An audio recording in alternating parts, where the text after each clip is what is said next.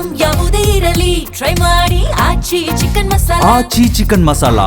ಸರ್ಕಾರಿ ಶಾಲೆಗಳ ಉಳಿವಿಗಾಗಿ ಸರ್ಕಾರ ಕೋಟಿ ಹಣ ಸುರಿತಾ ಇದೆ. ಆದರೆ ಇಲ್ಲೊಬ್ಬ ಸರ್ಕಾರಿ ಶಾಲೆಯ ಶಿಕ್ಷಕ ತಾನು ಶಾಲೆಗೆ ಬಾರದೆ ತನ್ನ ಬದಲಿಗೆ ಪಾಠ ಮಾಡಲು ಬೇರೊಬ್ಬ ಖಾಸಗಿ ವ್ಯಕ್ತಿಯನ್ನ ನೇಮಿಸಿರುವ ಆಘಾತಕಾರಿ ಘಟನೆ ಬೆಳಗಾವಿ ಜಿಲ್ಲೆಯ ಅಥಣಿ ತಾಲೂಕಿನಲ್ಲಿ ನಡೆದಿದೆ.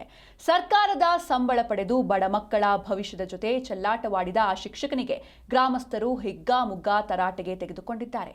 ಈ ಬಗ್ಗೆ ಒಂದು ವರದಿ ಇಲ್ಲಿದೆ, ನೋಡ್ಕೊಂಡು ಬನ್ನಿ.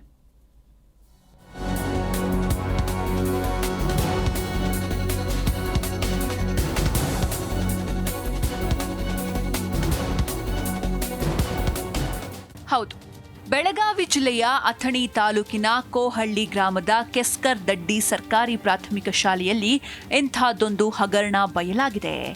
ಇಲ್ಲಿನ ಶಿಕ್ಷಕ ಅಪ್ಪ ಸಾಬ್ ತೇಲಸಂಗ್ ಅನ್ನೋರೇ ಈ ಕಳ್ಳಾಟವಾಡಿದ ಮಹಾಶಯ.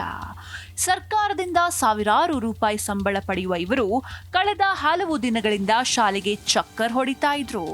ಅಷ್ಟೇ ಅಲ್ಲ, ತನ್ನ ಜಾಗದಲ್ಲಿ ಮಕ್ಕಳಿಗೆ ಪಾಠ ಮಾಡಲು ಬೇರೊಬ್ಬ ಖಾಸಗಿ ವ್ಯಕ್ತಿಯನ್ನ ನೇಮಿಸಿದ್ರು. ಪ್ರತಿದಿನ ಬೇರೊಬ್ಬ ವ್ಯಕ್ತಿ ಶಾಲೆಗೆ ಬರ್ತಾ ಇರೋದನ್ನ ಗಮನಿಸಿದ ಗ್ರಾಮಸ್ಥರು ಶಾಲೆಗೆ ದಿಢೀರ್ ಭೇಟಿ ನೀಡಿ ಪರಿಶೀಲಿಸಿದಾಗ ಅಸಲಿ ಬಣ್ಣ ಬಯಲಾಗಿದೆ.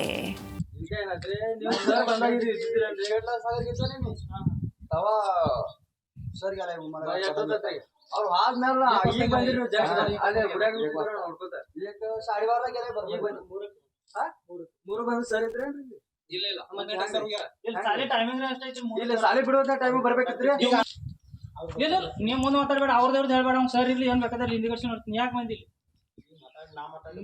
ಅದು ನೀವು ಮಾತಾಡ್ಬೇಕಂದ್ರೆ ಮತ್ತೆ ಅವ್ರು ಹೇಳಕ್ ಅವ್ರು ಹೇಳ ನೀವು ಅವ್ರು ಯಾರು ಬೇಕಾದ್ರೆ ನಾ ಹೇಳ್ತಾ ಒಟ್ಟ ಹೋಗ್ಬೇಡಿ. ರಾತ್ರಿನೂ ಸಾಲಿ ಚಾಲು ಮಾಡಿ ನೋಡೋಣ.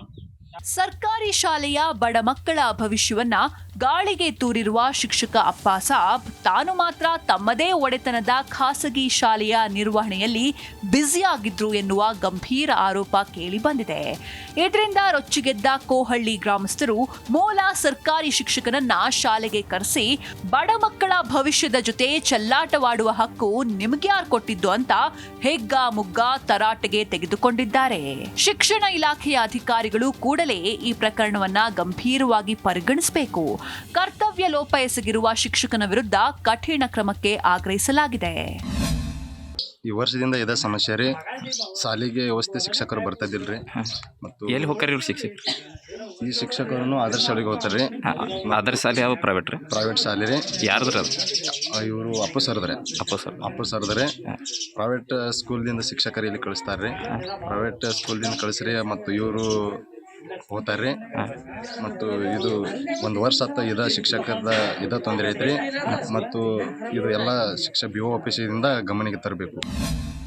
ಘಟನೆಯ ಬಗ್ಗೆ ಪ್ರತಿಕ್ರಿಯಿಸಿರುವ ಚಿಕ್ಕೋಡಿ DDPI ಸೀತಾರಾಮ್ ಪ್ರಕರಣವನ್ನ ಗಂಭೀರವಾಗಿ ಪರಿಗಣಿಸಿದ್ದಾರೆ. ಇದರಲ್ಲಿ ಸ್ಥಳೀಯ ಕ್ಷೇತ್ರ ಶಿಕ್ಷಣಾಧಿಕಾರಿಗಳ ನಿರ್ಲಕ್ಷ್ಯವು ಎದ್ದು ಕಾಣ್ತಾ ಇದ್ದು ಕೂಡಲೇ ವರದಿ ನೀಡುವಂತೆ ಸೂಚಿಸಲಾಗಿದೆ. ಜೊತೆಗೆ ಮೇಲಾಧಿಕಾರಿಗಳಿಗೂ ವರದಿ ಸಲ್ಲಿಸಿ ಕಠಿಣ ಕ್ರಮ ಕೈಗೊಳ್ಳೋದಾಗಿ ಭರವಸೆ ನೀಡಿದ್ದಾರೆ. ಒಟ್ಟಾರೆ ಸರ್ಕಾರಿ ಶಾಲೆಯನ್ನ ನಂಬಿಕೊಂಡು ಬರುವ ಬಡ ಮಕ್ಕಳಿಗೆ ಗುಣಮಟ್ಟದ ಶಿಕ್ಷಣ ನೀಡಬೇಕಾದ ಶಿಕ್ಷಕರೇ ಹೀಗೆ ಸ್ವಂತ ಲಾಭಕ್ಕಾಗಿ ಪ್ರಾಕ್ಸಿ ಶಿಕ್ಷಕರನ್ನ ನೇಮಿಸಿದ್ದು ನಿಜಕ್ಕೂ ವಿಪರ್ಯಾಸ. ಶಿಕ್ಷಣ ಇಲಾಖೆ ಇನ್ನಾದರೂ ಎಚ್ಚೆತ್ತು ಇಂತಹ ಬೇಜವಾಬ್ದಾರಿ ಶಿಕ್ಷಕರ ವಿರುದ್ಧ ಯಾವ ರೀತಿಯ ಚಾಟಿ ಬೀಸಲಿದೆ ಕಾದು ನೋಡಬೇಕಿದೆ. ಶಿವರಾಜ್ ನೇಸರ್ಗಿ, ಜೀ ಕನ್ನಡ ನ್ಯೂಸ್, ಚಿಕ್ಕೋಡಿ.